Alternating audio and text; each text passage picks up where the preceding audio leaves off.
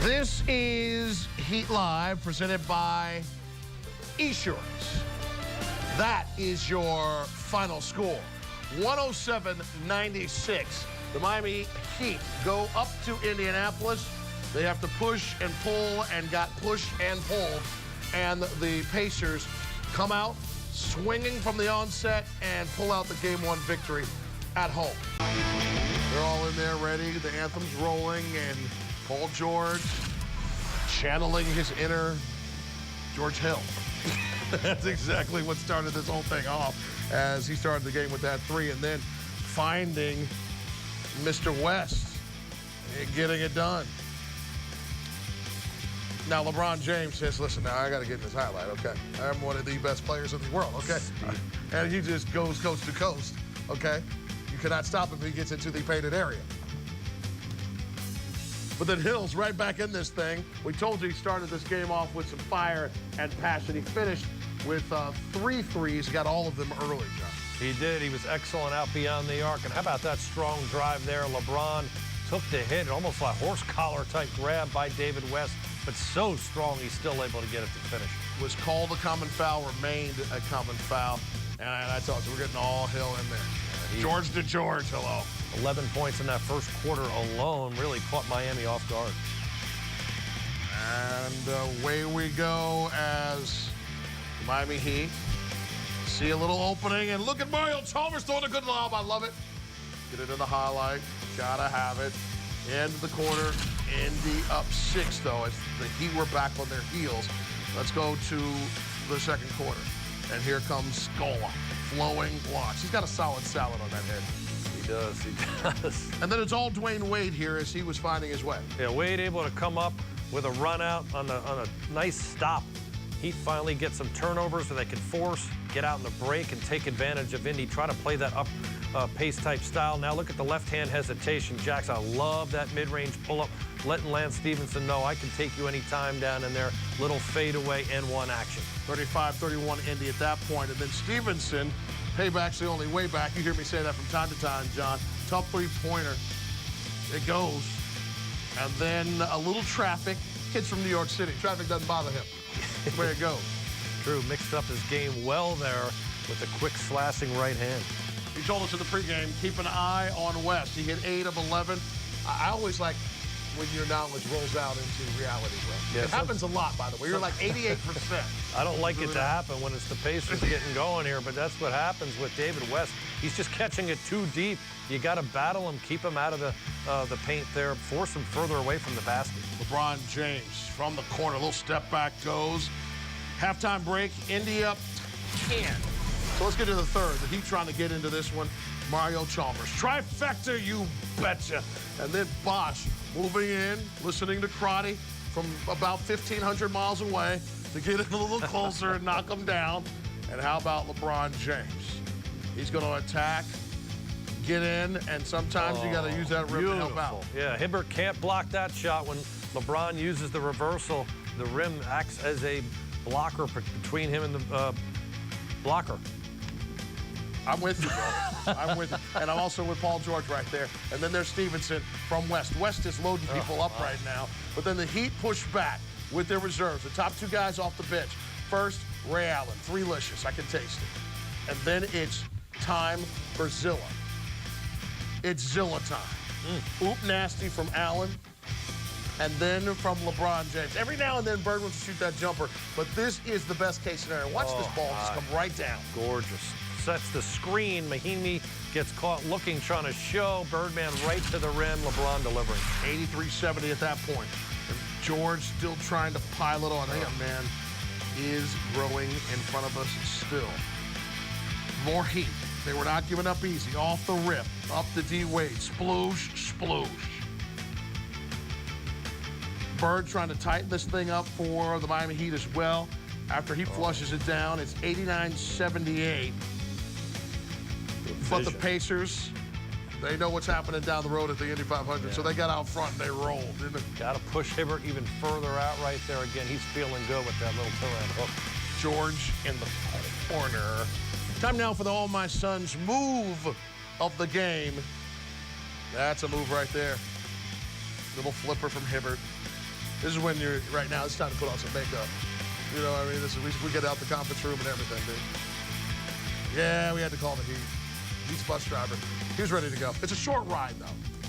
You know, mid-series bus driver distances. Look at that. Wow, nice ball fakes. Totally gets Bosch up in the air, and Bosch needs to stay disciplined, stay down, force West to shoot over his long 6'11" arm.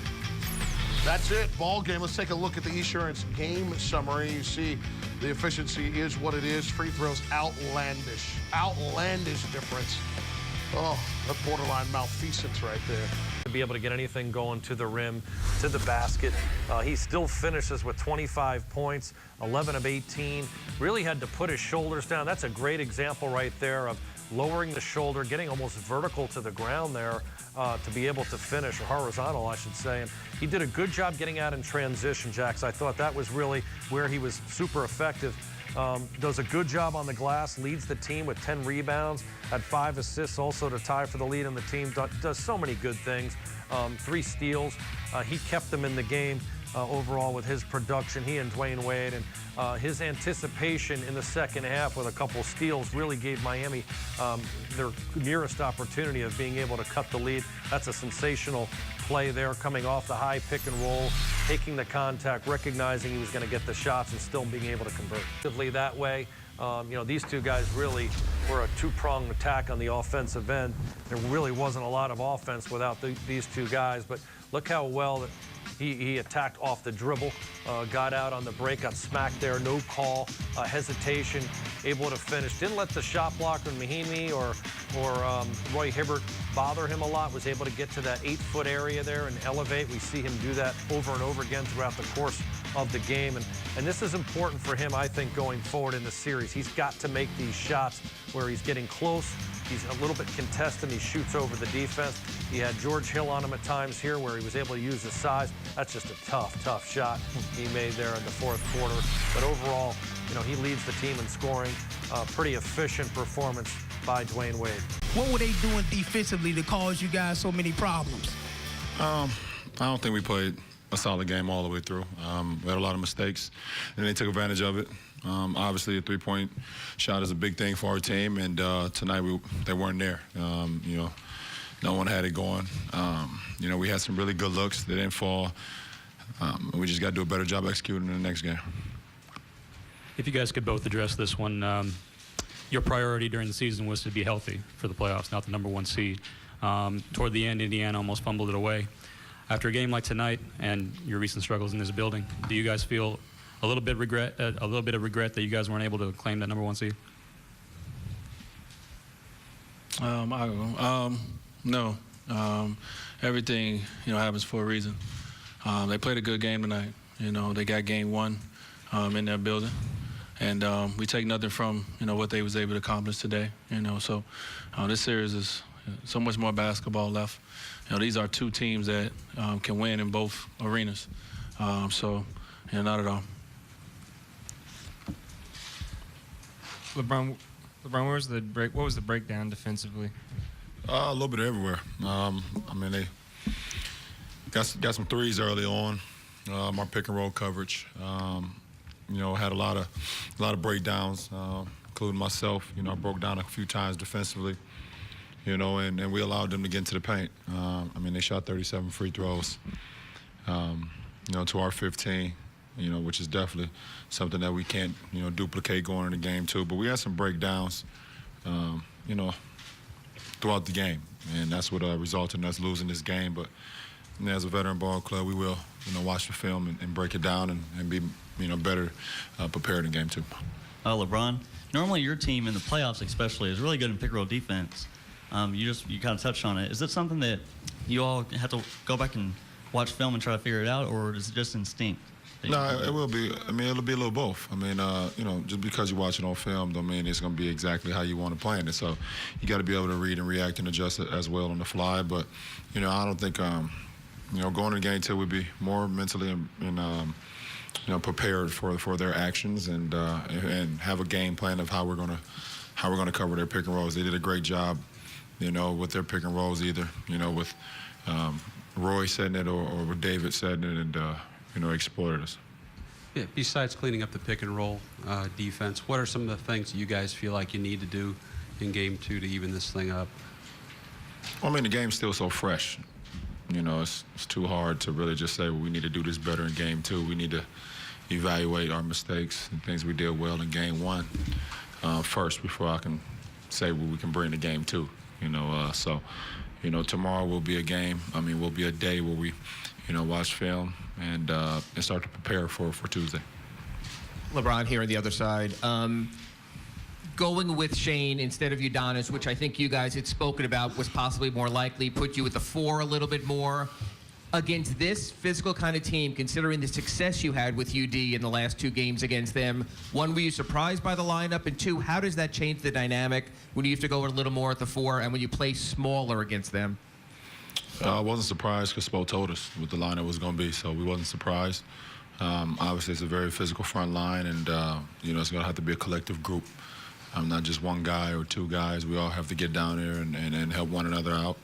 They out-rebounded us by 9. You know, so we got to do a better job of that. You know, so we will see. We will make adjustments, and we'll be a better team in Game 2. LeBron, following up on that, how did you think that the small lineup at the start affected the team? You know, we just gave it too many points in the first quarter. You know, George Hill, we let George Hill get into the real good groove to start the game. You know, and from that point on, they hit 30 on us. And we just broke down defensively. We had a couple breakdowns, a couple miscommunication errors, like I said, which we will clean up. And, you know, they took care of business Game 1, and, you know, we'll figure it out going into Game 2.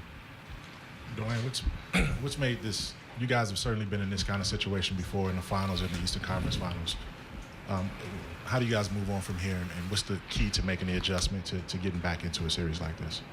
I mean, it's easy to move on from it because, you know, you understand, you know, we're a team to understand where we lost the game at. You know, it's hard to make, you know, the correct adjustments, you know, in the middle of when it's going on. You can make some, but it's hard to make, you know, everything you need. But we will. And like you said, you know, we're a team who own up to the things we need to do better. And, you know, I believe the things that we didn't do great today, we'll do better in Game 2, and then it'll be another challenge. So, like I said, this is the first game. You know, they drew the first blood. And, you know, we got to come and figure it out. You know, we are a confident team. You know, we feel that we can win here. But, you know, we have to play a lot better on the defensive end of the floor, you know, to be able to do that. Dwayne, when your offense staled a little bit, the team's offense staled, you got in and you got in the paint with your floater. It's been, you know, you're illustrious for it. Is that something that you have to just continue doing as the series progresses? Well, you know, we need to, you know, touch the paint. You know, we need paint points. We need myself, LeBron, especially, and Mario to attack the paint, to be able to open up our shooters, you know, so they can get into a better flow, better rhythm. And I was just, you know, that's all I was doing tonight, just trying to be aggressive, have some opportunities, and just trying to take advantage of it. Dwayne, do you feel that Lance gets a little bit up for the challenge of guarding you and going against you? And how do you think that matchup played out tonight? I would hope so. I mean, I did something right in my career, you know. We matchups in this game, you know, I don't know the percentage of time we was matched up on each other, but, you know, Lance is a competitor, and I'm a competitor, so, you know, I'm sure we both enjoy it. Take the 1-0 series lead in these 2014 Eastern Conference Finals against the defending champs. Join us again Tuesday night on Sunsports following Heat Pacers Game 2 for all your post-game coverage. We'll have you live in Indianapolis and Miami. Wall-to-wall basketball reaction. PTV on Heat.com provides pregame coverage starting at 7 p.m. We're in Eastern Daylight Saving Time. I hope you swung forward weeks ago. This has been a presentation of Sunsports, your exclusive home for Miami Heat basketball. For John Crotty, Eric Reed, Tony Fiorentino, I am Jason Jackson. Thanks for watching. Good night, South Florida.